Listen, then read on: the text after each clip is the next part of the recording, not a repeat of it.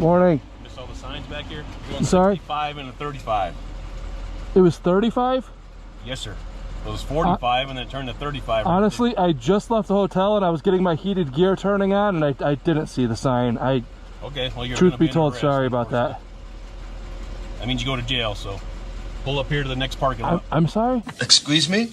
I gotta take my earplugs out. I can barely hear you.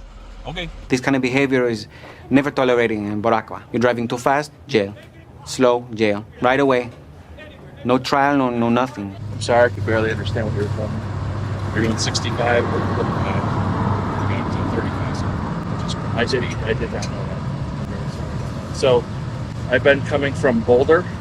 I don't care. I need your license to get information. Yeah.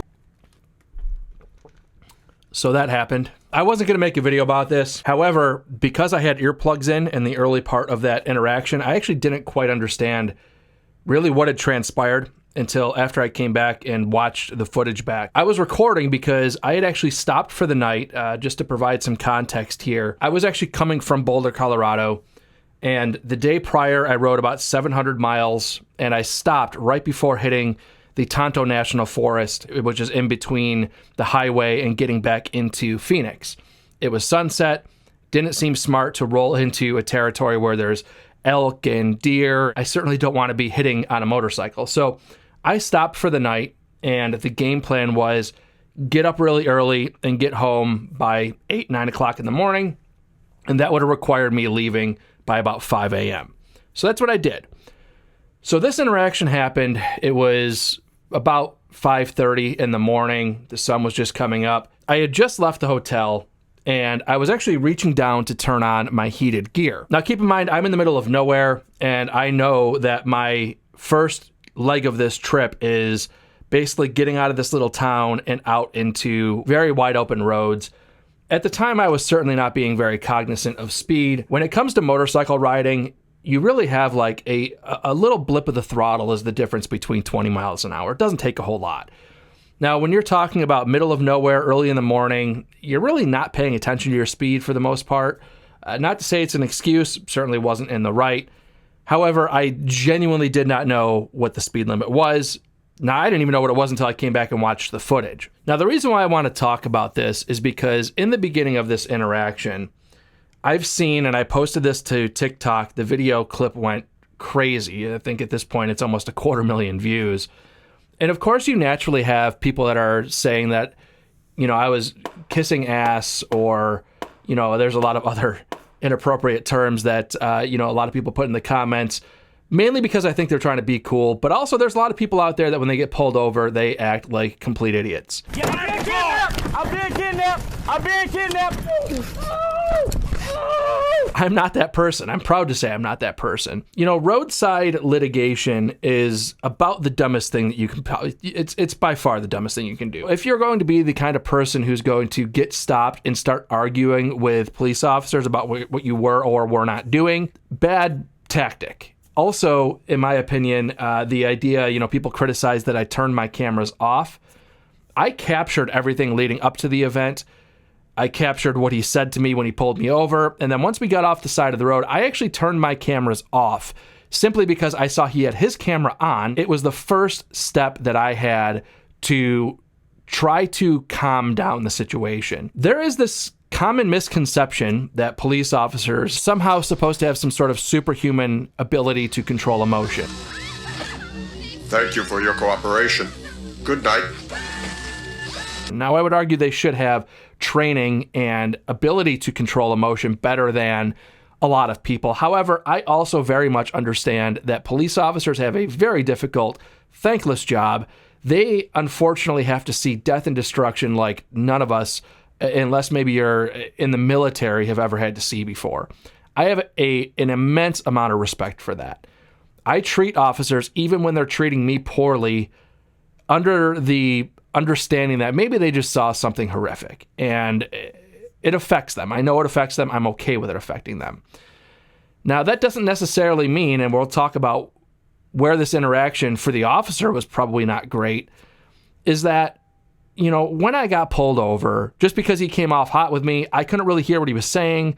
So I was just kind of trying to feel out with the situation of what was even going on.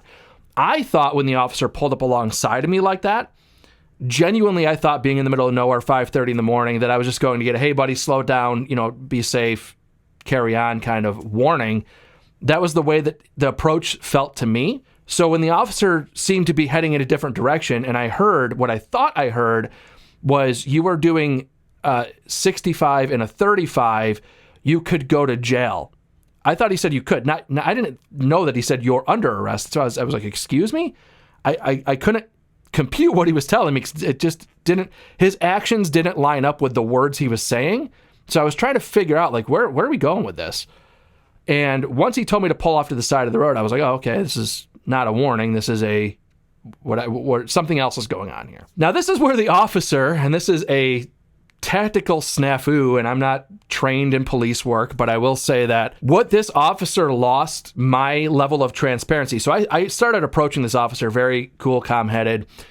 And what you'll see here, what I said to the officer when I got off the bike. I've been coming from Boulder. I don't care. I need your license to get information. More importantly, what I was trying to say to him before he said, I don't care, was, I'm coming from Boulder, and just to let you know, I do have a CCW and I do have a firearm on the motorcycle. I was trying to give him all of this information because it's safer for him and me for him to know the whole entire story.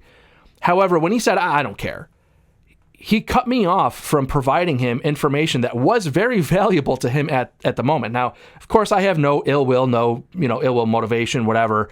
And he doesn't know that, though. So he lost access to a very important piece of information that every officer would like to know, which was, there is a firearm in my possession on the motorcycle. You probably want to know that.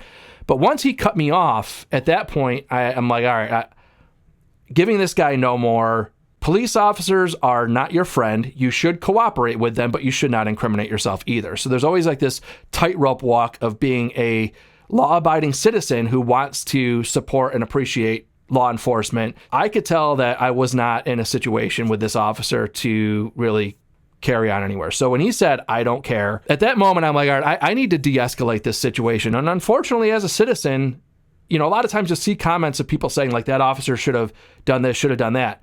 You also are responsible for being a contributing member to this interaction. As a member of a society that has law enforcement, that is kind of part of the equation here. So I took it upon myself to then go over, turn off my cameras because I saw his cameras were rolling, and it to me felt like a good gesture to not be passively aggressively recording this officer, because officers pay attention to everything. Absolutely, he knew that I had cameras rolling. So by me, just as I went to get my license and all that stuff, turning the cameras off, I felt like that was a good de-escalation tactic. So he asks me for license registration. I give him my license. Now, I pull out my license, and underneath my license is my CCW concealed carry permit.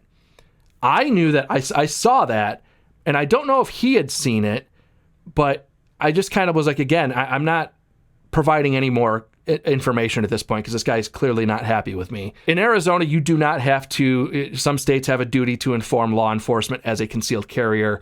In Arizona, you don't have to inform them unless they specifically ask. So I'm not answering or offering anything to this guy unless he solicits it. That seems to be his MO because he cut me off. He said he didn't care when I was trying to provide him information before. So I'll give him information as he asks for it. And then I said, hey man, do you mind if I get my water out of my saddlebag? At this point, I'm trying to like just hang out until I can be, let go or whatever. And his response to me was, I saw you had a CCW in your wallet when you pulled your license out. Do you have a firearm on you? And at that point, I'm like, oh, yeah, I do. It's in that bag. So probably best that I don't go get my water. Fair enough.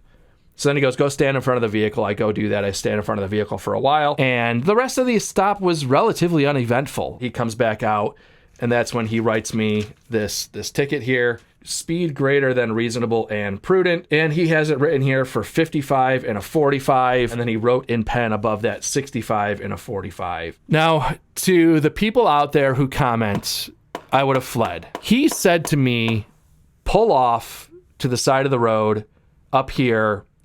That was weird, because if you roll up on somebody and say, you're under arrest, you're going to jail, pull the bike an eighth of a mile or quarter mile up the road, that's very bizarre, because had I been a felon, he gave me every opportunity to run. that is like a danger to general public, not like a sound tactical decision. Also, if I did have a firearm on me that I intended on utilizing, it gave me an opportunity to put distance between him and I. Just tactically was not a smart choice. If you're going to control that traffic stop and put somebody under arrest and tell them they're under arrest, it would only make sense to pull up on me, say, turn off the motorcycle, get off the motorcycle, you're under arrest, you were doing criminal speed. Control the stop in that scenario.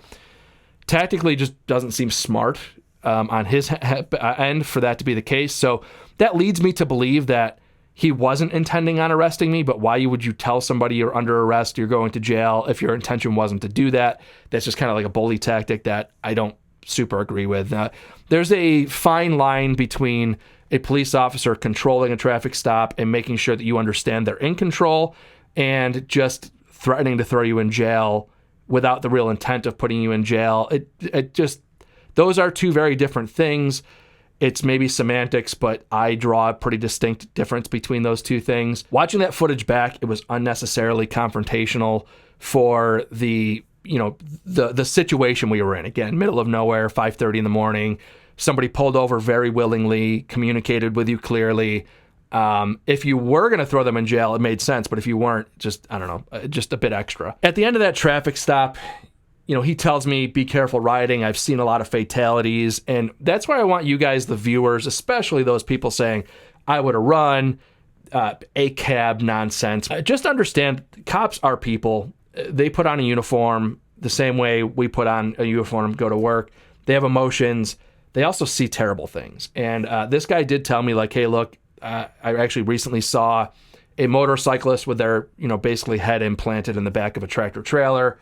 So maybe him coming off hot to me is a subconscious way of him kind of talking to that last person he saw dead on the side of the road. So I understand a lot of that. When you have a cop come up to you very hostile, yeah, maybe they're just a jerk, but chances are they're dealing with things that you and I don't have to deal with. And it's important to know that if they are coming off with that kind of approach, adding hostility to it isn't going to make anything better. It's actually going to make things worse for you. They can start compiling charges on top of you.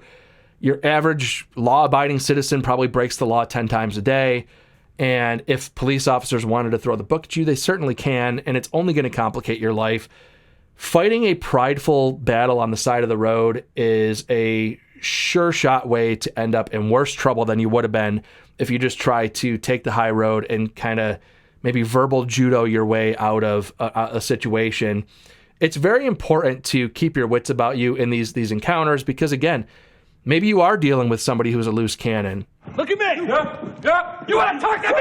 What are you doing? Trying to out-loose cannon them, they're the one that has the ability to basically determine what happens in the next 10 minutes of your life, followed by the next few hours. If that cop wanted to, he very much could have arrested me, impounded that motorcycle. I would have gone to jail and seen a judge later that day, probably been let go. It was a misdemeanor charge, and then go and pick the bike up from impound, get home way later in the afternoon, have way more legal fees ahead of me. Not smart. Or I could have fled and crashed and died and then, left my daughter fatherless, which is also not very smart. So a lot of people have very hair trigger responses to police officers, and it's the worst thing you can do for yourself. So unless you have 10 pounds of crack cocaine in those saddlebags, there's really no reason to flee. If you're a law-abiding citizen, now when I watch people who flee because they think their license is suspended and it turns out that it wasn't, you just made your life unnecessarily complicated. I also want to address some other comments that I've seen about, being let off because of skin color and things like that. I'm not here to unpack all of that. There's so many things that complicate the narrative. I'm just talking about my one brief encounter and how I think that people should respond in a very general sense of police interactions. You are the only person who can control your part of that whole back and forth. And if you're going to just drop to the comments and say, like, I'll never kiss somebody's ass, well, you're making your life a lot harder than it has to be. And I am proud of everything I did to get back home with this, as opposed to having to explain to my wife and daughter why I ended up in jail in the middle of nowhere in Arizona that morning. So be smart. You are your best defense. You are your best advocate in every one of these encounters. Act like it, and you'll find that your life probably goes a little bit easier. Not dismissing police in their behavior, but also not dismissing citizens and their behavior in these interactions. So with that being said, guys, thank you very much for tuning in. If this is your first time tuning in, please hit that subscribe button down below. Remember, likes go a long way to help support the channel.